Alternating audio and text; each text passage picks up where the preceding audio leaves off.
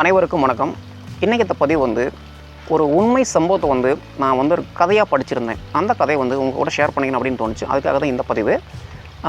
பொதுவாக தர்மம் அப்படிங்கிறது வலது கை கொடுக்குறது இடது கைக்கு தெரியக்கூடாதுன்னு சொல்லுவாங்க. எண்ணி கொடுத்தா அது கடன், அள்ளி கொடுத்தா அது தர்மம் அப்படின்னு சொல்லுவாங்க. அந்த தர்மம் எப்படி இருக்கணும் அப்படிங்கிறதான் இந்த உண்மை சம்பவத்தில் நம்ம தெரிஞ்சுக்க போகிறது. உண்மையிலுமே இந்த கதை இந்த சம்பவம் பார்த்திங்கன்னா என்னை மனதை ரொம்பவே நிகழ வச்சுது அப்படின்னு சொல்லுவேன். ஸோ இந்த கதையை கேட்டுட்டு உங்களுக்கு எப்படி இருந்தது அப்படிங்கிறத கருத்துக்களை கமெண்ட்டில் தெரியப்படுத்துங்க. அதுக்கு முன்னால் நம்ம சேனல் தான் முதல் முறையாக பார்க்குறீங்க அப்படின்னா நம்ம சேனலை சப்ஸ்கிரைப் பண்ணிக்கோங்க. இப்போ நம்ம கதையை கேட்கலாம்.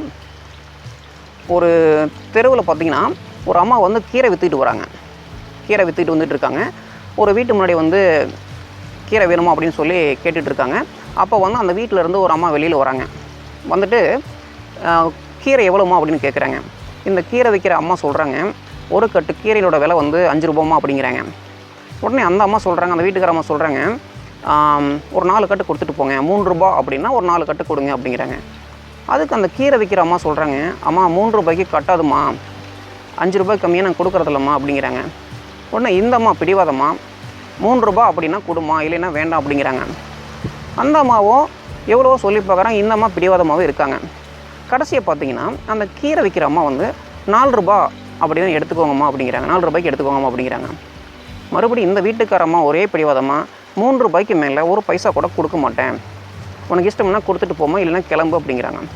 உடனே இந்த அம்மா எங்களுக்கு கட்டாதுமா அப்படின்னு சொல்லி கீரை கட்டை எடுத்து வச்சுக்கிட்டு கிளம்புறாங்க. கொஞ்சம் தூரம் போயிட்டு அந்த கீரை விற்கிறம்மா அங்கேருந்து திரும்பி பார்த்து கூப்பிட்றாங்க.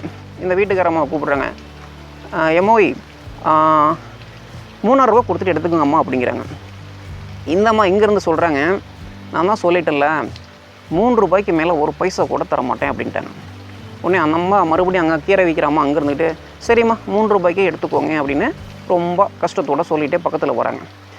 கூட இறக்கி வச்சுட்டு 4 கட்டு கீரை கொடுக்குறாங்க. அதாவது 3 ரூபா ரேட்டுக்கு 4 கட்டு எடுத்துக்கிட்டு இந்த வீட்டுக்காரம்மா 4 கட்டுக்கு 12 ரூபா கொடுக்குறாங்க.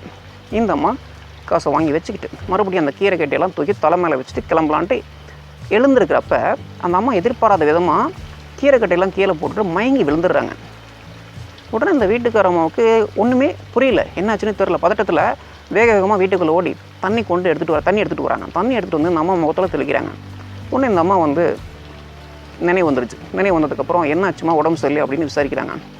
இல்லைம்மா, காலையில் சாப்பிடவே இல்லை, இந்த வியாபாரமெல்லாம் முடிச்சுட்டு போய் தான் சாப்பாடே செய்யணும், அரிசி இல்லை, அரிசி வாங்கிட்டு போய் தான் சமைச்சு தான் சாப்பிட்ணும் அப்படின்னு அந்த கீரை விற்கிறம்மா சொல்கிறாங்க. உடனே இந்த அம்மாவுக்கு ரொம்ப மனசு கஷ்டமாகி போச்சு. உடனே இந்த அம்மா அழைச்சிட்டு போயிட்டு தன்னோட வீட்டோட திண்ணையில் உட்கார வைக்கிறாங்க. கொஞ்சம் நேரம் இருங்க வரேன்ட்டு சொல்லிட்டு வீட்டுக்குள்ளே போயிட்டு சுட சுட இட்லி, சட்னி, சாம்பாரோட தட்டத்தில் ஒரு 6 இட்லி வச்சு எடுத்துகிட்டு வராங்க. கூச்சப்படாமல் சாப்பிடுங்கன்னு சொல்லி கொடுக்குறாங்க. அந்த அம்மாவும் பொறுமையாக சாப்பிட்டு முடிக்கிறாங்க. சாப்பிட்டு முடிச்சதுக்கப்புறம் கொஞ்சம் ஓய்வு எடுத்துகிட்டு அப்புறமா கிளம்புங்க அப்படிங்கிறாங்க. கொஞ்சம் நேரம் ஓய்வு எடுத்துகிட்டு அந்த அம்மா கீரை கட்டை தூக்கி வச்சுட்டு நன்றி சொல்லிவிட்டு கிளம்புறாங்க. அந்த அம்மா போகிறாங்க. அதுக்கு பிறகு பார்த்திங்கன்னா இந்த வீட்டுக்கார அம்மாவோட பையன் இந்த நடந்த சம்பவத்தை அனைத்துமே பார்த்திங்கன்னா கூட இருந்து அந்த பையன் பார்த்துக்கிட்டே தான் இருந்திருக்கான். பார்த்து முடிச்சுட்டு கடைசியில் அம்மா ஏற இறங்க பார்க்குறான். உடனே அம்மா ஏன்டா கண்ணா அப்படி பார்க்குறேன் அப்படின்னு கேட்குறாங்க. அதுக்கு அந்த மகன் சொல்கிறான், ஏம்மா அந்த அம்மா கீரை விற்றுட்டு போனாங்க, அந்த அம்மா 5 ரூபா சொல்லியிருந்தாங்க, நீங்கள் ஒரே பிடிவாதமாக 3 ரூபானா கொடுத்துட்டு போகணுன்னு சொல்லி போராட்டம் பண்ணி 3 ரூபாய்க்கு வாங்கிட்டீங்க, 4 கட்டு வாங்கியிருக்கிறீங்க, ஒரு கட்டுக்கு 2 ரூபா மிச்சப்படுத்தியிருக்கீங்க, 4 கட்டுக்கு பார்த்தீங்கன்னா 8 ரூபா மிச்சப்படுத்தியிருக்கீங்க. ஆனால் இப்போ நீங்கள் கொண்டு வந்து கொடுத்த இட்லியோட விலையை பார்த்தீங்கன்னா ஒரு கடையில் போய் வாங்கினா ஒரு இட்லியோட விலை 5 ரூபான்னு வச்சுட்டா கூட 6 இட்லிக்கு 30 ரூபா வச்சு அங்கே 8 ரூபாய்க்கு பேரம் பேசுனீங்க, நீங்கள் 30 ரூபா இட்லியை இலவசமாக ஃப்ரீயாக எடுத்து கொடுத்துட்டீங்களே, இது உங்களுக்கு கஷ்டமாக தெரியலையா அப்படின்னு இந்த மகன் கேட்குறான். அதுக்கு அம்மா அந்த மகனை பக்கத்தில் அழைச்சி தலையை கோதி விட்டுட்டு, டே கண்ணா, வியாபாரத்தில் தர்மம் பார்க்கக்கூடாது, அது பொருளை விற்கிறது அவங்களோட திறமை, பேரம் பேசி வாங்கிறது நம்மளோட திறமை, அதில் நம்ம தர்மம் பார்க்கக்கூடாது, அதுவே தர்மம்னு வந்துவிட்டால் அதில் வியாபாரத்தை பார்க்கக்கூடாது அப்படின்னு சொல்லி அந்த பையனுக்கு புரிய வைக்கிறாங்க. இதுதாங்க கதை.